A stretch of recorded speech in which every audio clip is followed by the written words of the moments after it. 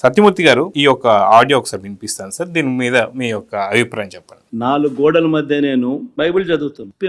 ప్రభువుని గురించి మరింత మందికి గట్టిగా విశ్వాసం మార్గంలో తీసుకురావటానికి ఉపయోగపడాలని ఆశిస్తున్నా. ఈ రోజు కూడా నేను 4 గోడల మధ్య నేను బైబిల్ చదువుతాను. దేవునితో నాకున్న రిలేషన్షిప్ బైబిల్. సో విన్నారు కదా సార్, హోల్ రాజశేఖర రెడ్డి గారి ఫ్యామిలీ మొత్తం కూడా క్రిస్టియానిటీని తీసుకుందని సంగతి ఎన్నోసార్లు తెలుసు. కానీ 2019 కన్నా ముందు నేను హిందూని అయిపోయానని చెప్పేసి ఒక నాటకాన్ని మొదలుపెట్టాడు.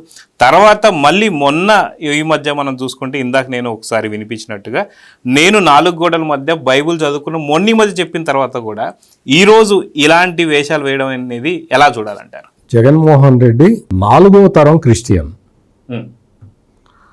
వాళ్ళ ముత్తాత వెంకటరెడ్డి మతం ముచ్చుకున్నాడు. ఆ తర్వాత వాళ్ళ తాత రాజారెడ్డి, తర్వాత రాజశేఖర్ రెడ్డి, ఇప్పుడు జగన్మోహన్ రెడ్డి. అంటే 4th generation Christian. 4th generation Christian అయ్యి ఉండి వాళ్ళ నాన్న పేరే తప్పు పెట్టారు. రాజశేఖర్ రెడ్డి ఏంటి? నీకు అసలు రాజారెడ్డి ఏంటి? నువ్వు పేరులో రెడ్డి పెట్టుకోవడమే తప్పు. నీ మతమే లేదు కదా, నీ మతం వేరే మతం కదా. ఇప్పుడు జగన్మోహన్ రెడ్డి అసలు ఈ పేరు ఎందుకు, హిందూ పేరు ఎందుకు పెట్టుకున్నావు నువ్వు? ఇప్పుడు మీరు వినిపించిన దాంట్లో ఆయన ఏం చెప్పాడు? నేను క్రిస్టియన్ అని చెప్తున్నాడు. ఇప్పుడు ఈ తిరుమల తిరుపతి దేవస్థానానికి వీళ్ళందరూ చేసిన మహా అపచారంలో మొత్తం దొరికిపోయారు. అందరూ దొంగలందరూ దొరికిపోయారు. దొరికిపోయిన తర్వాత ఇప్పుడు ఏం చేయాలో అర్థం కాక మళ్ళీ హిందువుల్ని మోసం చేయటానికి మళ్ళీ తయారయ్యారు. ఒకవైపు ఈ జగన్మోహన్ రెడ్డి ఎప్పుడైనా ఇప్పటి వరకు ఎప్పుడైనా ఏదైనా దేవాలయానికి వెళ్తూ వెళ్ళు, నువ్వు క్రిస్టియన్ అయినా దేవాలయానికి వెళ్తానంటే వెళ్ళొచ్చు. మామూలుగా ఈ రంజాన్ టైంలో వాటిట్లో ఇఫ్తార్లలో వాటిట్లో హిందువులు కూడా పార్టిసిపేట్ చేస్తారు కదా. క్రిస్మస్ రోజు హిందువులు కూడా చర్చికి వెళ్ళి అందులో చూసి వస్తారు, అక్కడ ఏం జరుగుతుందనేది చూస్తారు. నువ్వు కూడా వెళ్ళు, దేవాలయానికి వెళ్ళు, అందులో ఇదేం లేదు. కానీ వెళ్ళేటప్పుడు నీ భార్యను తీసుకొని వెళ్ళు. ఆమె ఎందుకు రాదు మరి? ఆమె ఇవాళ నందీశ్వర దేవాలయానికి వచ్చిందా? జగన్మోహన్ రెడ్డి సతీమణి వచ్చారా? ఎందుకు రాలా? అదేమని అడిగితే ఆయన పరిపాలన ఎట్టుందో చూడాలి కానీ ఆయన గుడికి వెళ్తే మీకెందుకు, మసీదుకి వెళ్తే మీకెందుకు అని అంటాడు ఇంకోటి వచ్చి. వాళ్ళ సతీమణి వస్తే ఎందుకు, రాకపోతే మీకెందుకు అంటాడు. నాకు కావాల్సింది నువ్వు గుడికి వెళ్తావా, మసీదుకి వెళ్తావా, చర్చికి వెళ్తావా అని కాదు. నువ్వు చెబుతున్నదేంటి, నువ్వు ఆచరిస్తున్నదేంటి, అంటే నీ నిజాయితీ ఎంతవరకు ఉంది అనేది నాకు కావాలి. అర్థమైందా? నువ్వు మసీదుకి వెళ్ళు, గుడికి వెళ్ళు, నువ్వు చర్చికి వెళ్ళు, ఎక్కడికన్నా వెళ్ళు, ఎక్కడికి వెళ్ళమాక. తాడేపల్లి ప్యాలెస్లోనే కూర్చో, నాకు సంబంధం లేదు. నీకు జరుగుతున్న విషయాల మీద నీ చిత్తశుద్ధి ఎంత అనేది పాలకుడిగా నీకు ఉండాలి. నీకు చిత్తశుద్ధి లేదు. నేను చెప్తున్న పాయింట్ అది. నువ్వు ఆచరించే మతం మీద నీకు చిత్తశుద్ధి లేదు, పక్కన వాళ్ళు ఆచరించే మతం మీద నీకు చిత్తశుద్ధి లేదు. నీకు అసలు చిత్తశుద్ధి అనేది లేదు. నీకు కమిట్మెంట్, దేని మీద కమిట్మెంట్ లేదు, దీని మీద తప్ప. అది ఇక్కడ ప్రాబ్లం. ఇక్కడ ప్రాబ్లం మతం కాదు, మనిషి, పర్టికులర్ మనిషి, అతను ప్రాబ్లం. వీళ్ళు ఏం చేస్తున్నారంటే ఇతనితో ఉన్న సమస్యని మతంతో ఉన్న సమస్యలాగా చూపిస్తున్నారు ఈ వైసీపీ వాళ్ళు. కాదు, ఈ మనిషితోటి ప్రాబ్లం, ఈ మనిషి చేస్తున్న పనులతోటి ప్రాబ్లం, ఈ మనిషి అనుసరిస్తున్న మత విధానాల పట్ల ప్రాబ్లం. అందుకని జగన్మోహన్ రెడ్డి ఈ రోజున టెంపుల్కి వెళ్ళి నీకు అక్కడ కూర్చొని నీకు తీర్థం ఇస్తే తాగవు, అక్షంతలు ఇస్తే ఏం చేసుకోవాలో తెలియదు. పక్కన ఆయన చెప్తున్నాడు, పక్కన పండితుడు కూర్చొని పండితుడు చెప్తూ ఉన్నాడు, అయ్యా అక్షతలు ఇట్లా వాసన చూసుకొని ఈ వెనక్కి వేయండి అని చెప్తున్నాడు. దానికి ఆయన అర్థం కూడా చెప్తూ ఉన్నాడు. అట్లా చేస్తే నాకు నా పాపాలని తీసేయి స్వామి అని స్వామిని వేడుకోవటం. తీసి ఎన్నిసార్లు 3 సార్లు అడిగాడు టీవీఎస్ గారు. 3 సార్లు చెప్పాడు పాపం. అతను ఎంత ఓపిక్గా చెప్పాడు. 3 సార్లు చెప్పినా అతనికి అర్థం కాల. చివరికి ఇంకా ఫైనల్గా తీసి ఏం చేయాలో అర్థం కాక ఇటు వెనక్కి కొట్టాడు. చూసుకోండి, మీరు కావాలంటే వీడియోలో చూసుకోండి. ఏం చేయాలో అర్థం కాక అట కొట్టాడు, వెనక్కి కొట్టాడు. అవి వెళ్ళి అవినాష్ రెడ్డి ముఖం మీద పడ్డాయి. అవి ఈయన పాపాలన్నీ ఆయనకు తగులుకున్నాయి. ఎందుకంటే ఇప్పుడు మనం ఇది ఊరికే నవ్వుతూ చెప్తాం, కానీ మన మనసుల్లో ఎంతో బాధ ఉంది. ఇతను మన మతాన్ని అవహేళన చేస్తున్నాడు అనే బాధ. ఆ బాధతోటి మరి ఏడుస్తూ చెప్పలేం కాబట్టి నవ్వుతూ ఏడవలేక వచ్చే నవ్వు ఇది.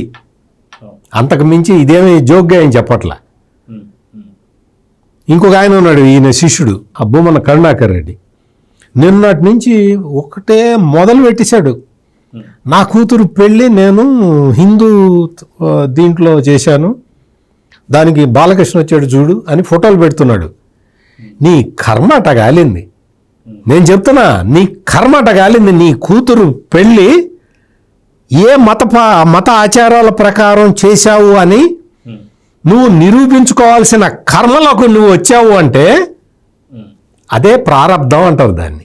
నువ్వు నీ కూతురు హిందూ మతంలో, నువ్వు హిందూ మత పద్ధతుల ప్రకారం నువ్వు పెళ్లి చేసినట్టు నువ్వు ఫోటోలు పెడుతున్నావు కదా. నేను నువ్వు అదే కూతురు, 2-3 కూతుళ్ళు ఉన్నారు అనుకోమాకండి, అదే అమ్మాయి పెళ్ళి క్రైస్తవ పద్ధతిలో చేసిన ఫోటోలు నేను పెడతా. అది మెదక్ చర్చ్లో నీకు ఆ ఫోటోలు పెడతా, చూస్తావు. మరి అంటే 2 మతాల ప్రకారం ఎందుకు చేశావు అంటే నేను చెప్తా. నువ్వు చెప్తున్నట్టు నా కూతురు వివాహము హిందూ మత సాంప్రదాయాల ప్రకారం జరిగింది అని చెప్పటం తప్పు, శుద్ధ అబద్ధం, పచ్చి అబద్ధం నువ్వు చెప్తున్నది. ఆ అమ్మాయి పెళ్లి చేసుకుంది క్రైస్తవుడిని. ఎవరిని? వైఎస్ రవీంద్రనాథ్ రెడ్డి అనే ఆయన కొడుకుని. అతను క్రిస్టియన్. అతను కూడా 3rd జనరేషన్ క్రిస్టియన్. అతను కొడుకుని పెళ్లి చేసుకో. నాకేం అభ్యంతరం? నాకే కాదు, ఎవరికి అభ్యంతరం లేదు. వాళ్ళ అమ్మ నాన్నకి అభ్యంతరం లేకపోతే నాకెందుకు ఉంటుంది? నువ్వు చేసుకున్నావు. నువ్వేం చేసావు? నీ ఇంట్లోనేమో హిందూ రీతిలో పెళ్లి చేశానని నువ్వే ఫోటోలు పెట్టుకుంటున్నావు. అసలు అదే దౌర్భాగ్యం. క్రైస్తవ పద్ధతిలో పెళ్లి చేసావు. క్రైస్తవ పద్ధతిలో పెళ్లి చేసినావు, బయటకు వచ్చినాయి, బయటికి పంపించారు, మీరే పంపించారు. హిందూ మత పద్ధతిలో చేసినవి బయటికి పంపించలే. ఇప్పుడు అవసరం వచ్చినవి కాబట్టి బయటికి పెట్టావు. ఆ పెళ్లికి బాలకృష్ణ వచ్చాడు చూసుకో, అడుగుపో అంటున్నావు. బాలకృష్ణ అడగక్కర్లా, ఎవరిని అడగక్కర్లా, మనకే తెలుస్తుంది కదా.